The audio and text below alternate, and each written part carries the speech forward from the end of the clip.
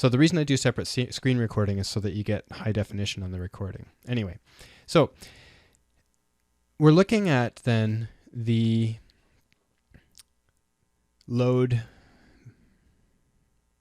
Basically, we're looking at the terminals A and B, and the load would be between those two terminals. So if we're connecting a light bulb like the flashlight or the rear bike light, I would connect the LED between terminals A and B, and then the circuit handles a whole bunch of stuff up into that point. And the idea with Thevenin's theorem is that you can replace everything up to those two terminals, A and B, with a voltage source and a single resistor. And so the basic idea there is to somehow reduce the circuit so that you can get it down to that point. So I'm going to go through a quick example. There's also a similar thing called Norton's theorem, which is a similar idea that any collection of batteries and resistances with two terminals, again, can be electrically equivalent to a current source in parallel with a single resistor. So in Thevenin's theorem, we have a voltage source in series with a resistor. The Norton's theorem looks a bit different. We have a current source in parallel with a resistor, but then it can be represented equivalently. Today I'm just going to look at the Thevenin's theorem, but there is a similar concept between the two.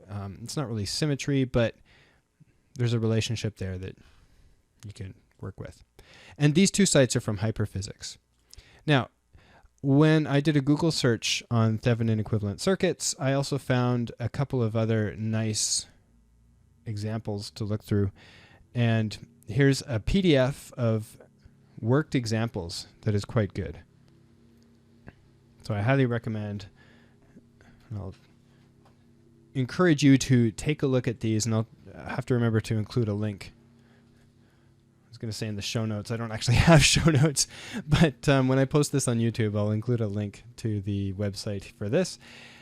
And there's another one here, Thevenin and Norton equivalents, and this is from, the first one was from Jay Svoboda, which he actually wrote a textbook on this, on Introduction to Electric Circuits.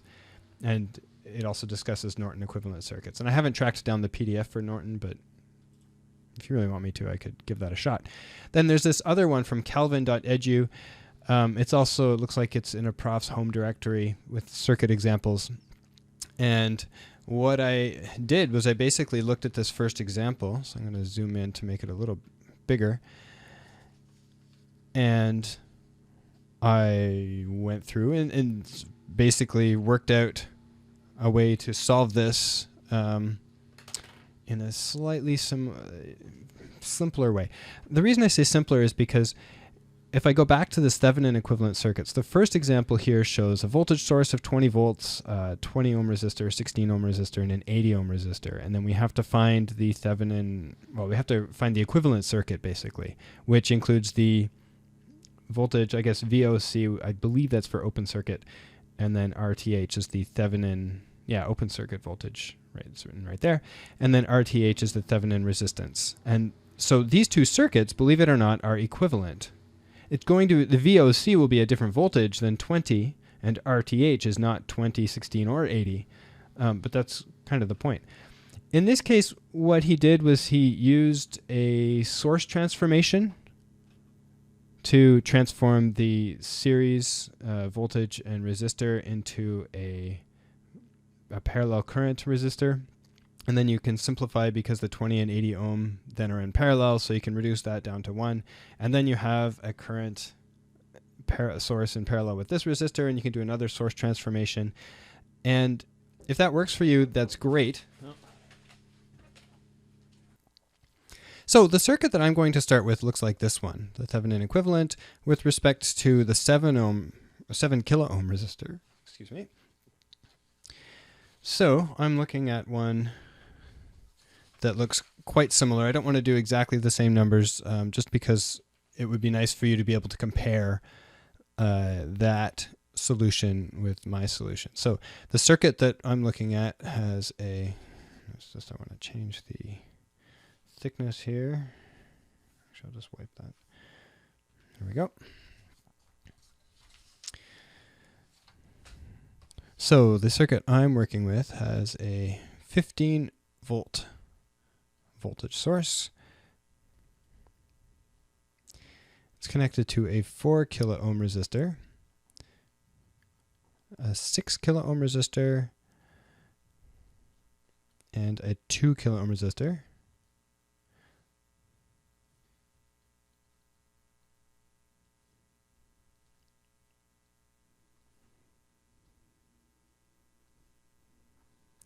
And there's an 8 kilo ohm resistor in parallel with the 6. And we have to find the Thevenin equivalent for the 8 kilo ohm resistor.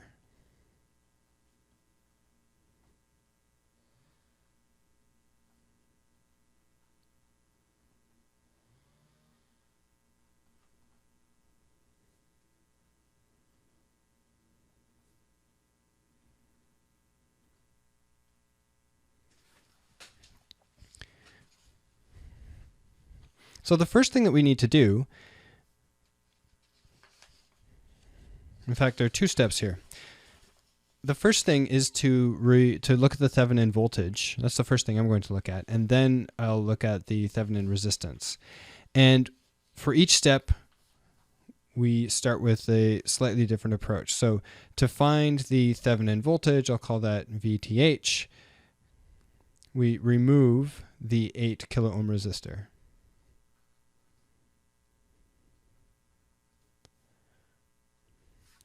To find the Thevenin resistance, which I'm going to call RTH, we actually short out the voltage source.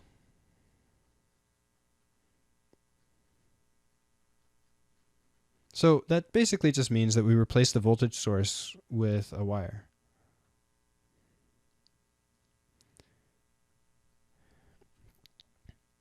And then we find the equivalent resistance, REQ, across the terminals.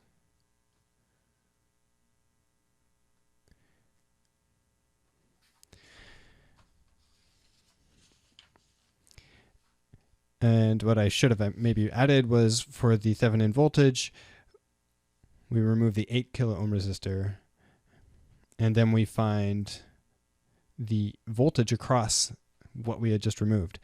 And that's delta V going from A to B. And so then what I'll do is I'll label 2 nodes, one at the bottom here, A, and another one at the top, B.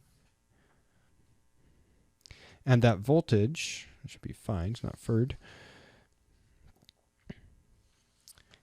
A to B is actually going to be the same as the voltage across the 6 kilo ohm resistor because they're in parallel. So that's the first thing I'll do. The second thing I'll do then is the Thevenin resistance.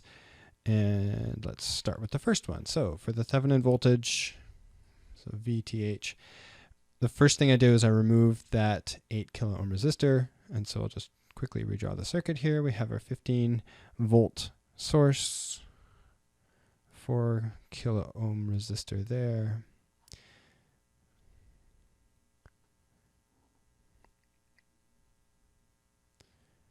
Then we have 6 kilo ohms going down, 15 volts there, and then we had 2 kilo ohms on top of the 4.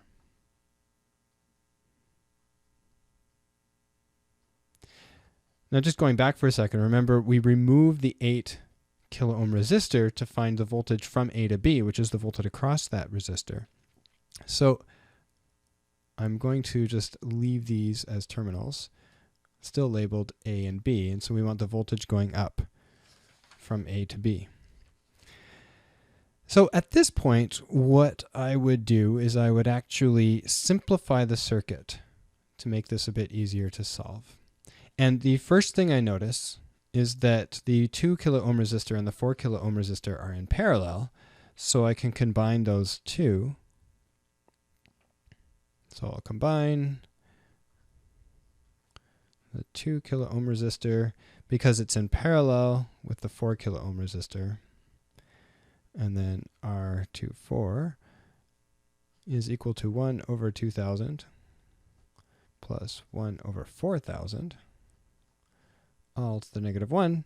And that gives me 1333.3 ohms, or 1.3 repeated kilo ohms. Okay, so then that's just grouping these two. So I can draw this circuit again. And it's a lot simpler now. I have my 15-volt supply. I can replace those top two resistors with a single one, R24. So then I have R24 and not calling that R6. That's actually 6 kilo ohms. And then my terminals B and A. And R24 is 1.3 kilo ohms. So again, if you're doing a circuits course, you might see this just as a voltage divider because some of the voltage is used up going across R24 and the rest of the voltage is quote unquote used up going across the 6 kilo ohm resistor. And you can treat it that way. What I'm going to do is actually, because at the introductory physics level, we don't talk about voltage dividers, but the concept is pretty simple. So I'm going to actually do a loop using Kirchhoff's voltage law. So I have a loop going this way. And as part of that analysis, I need to assume a direction for current. So I'm going to assume that the current I is going up the voltage source, and then it would be going to the right across R24, and then down across the 6 kilo ohm resistor, and then to the left in the bottom. Of course, we don't have anything there. Anyway, so when I apply Kirchhoff's voltage law, starting at the bottom corner here, so then I have plus 15, because I'm going from negative to positive across the battery, or the voltage source. I'm going with the current across R24, so I have minus I times 1.3 repeated, minus I times, that's not 1.3, sorry, that's in kilo ohms, so it should be 133.3. And then I have another minus I because I'm going with the direction of current across the 6 kilo ohm resistor. So that's times 6,000 equals 0. And the voltage going from A to B, so this is delta V from A to B, is equal to the voltage across the 6 kilo ohm resistor. So there's sort of a shortcut here that I could take because this here is actually what I'm looking for, delta V from A to B. So then the simpler way to solve this, delta V from A to B, is equal to, because I can take that to the other side, it becomes positive, then I would have 15 minus, but no, 1333.3 I. But I still don't know what I is. Anyway, I can use this first equation to actually solve for I. So if I do use that first equation to solve for I, then I get 15 is equal to, let's see, it's 7,333.3 I, which gives me the current. I is equal to 15 divided by 7333.3. And I get 2.045 milliamps. Then delta V across the 6 kilo ohm resistor is equal to 6,000 I, and I get, which is equal to delta V from A to B, and that's the voltage across the terminals. And so the Thevenin voltage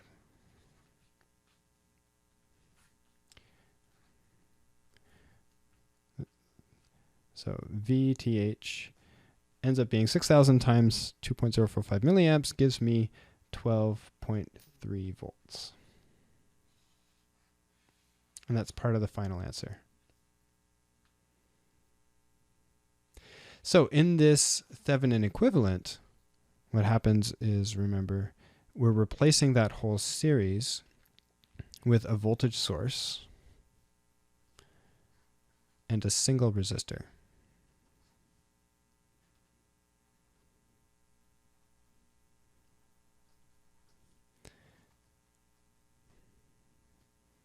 So I found the voltage was 12.3 volts. And then we'll find RTH in just a minute. Now for RTH, the Thevenin resistance, the instructions are to short the voltage source and then find the equivalent resistance across the terminals. So when I draw that out,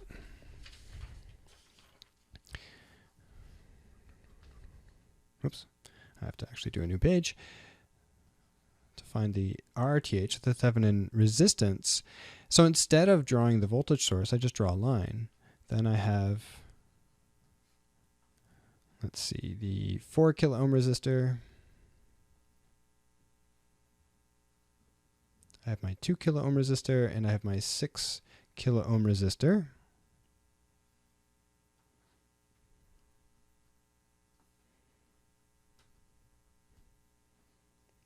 I have a terminal B, terminal A, and I have to find REQ from A to B.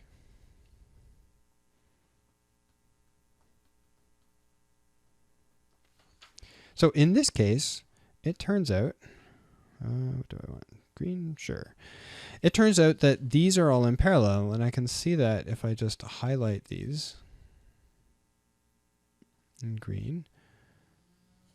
And in fact, what I'll do is I'll just write it out. So I have the 2 kilo ohm. I'm just going to write 2K, 4K, and 6K.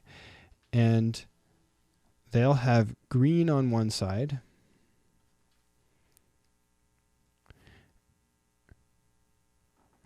This is really pink.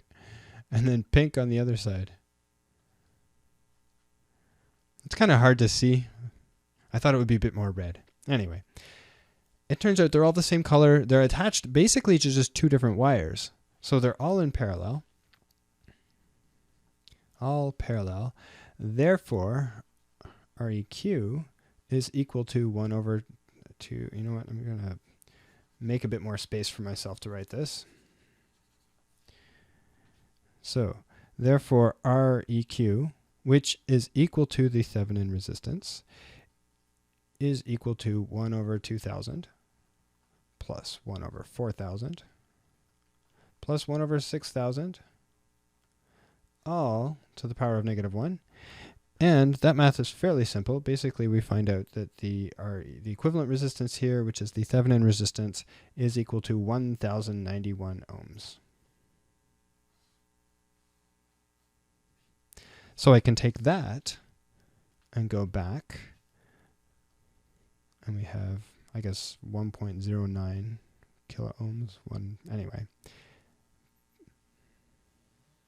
We started with a circuit that had 4 resistors, and we took the 8 kilo ohm resistor out because we wanted to find the Thevenin equivalent for the 8 kilo ohm resistor. With the circuit that's left, we can replace it. If we had a voltage source of 12.3 volts and a resistor of 1.09 kilo ohms, we could replace the whole thing with that, and it would be an equivalent circuit. And that's the basic idea with the Thevenin equivalent circuit.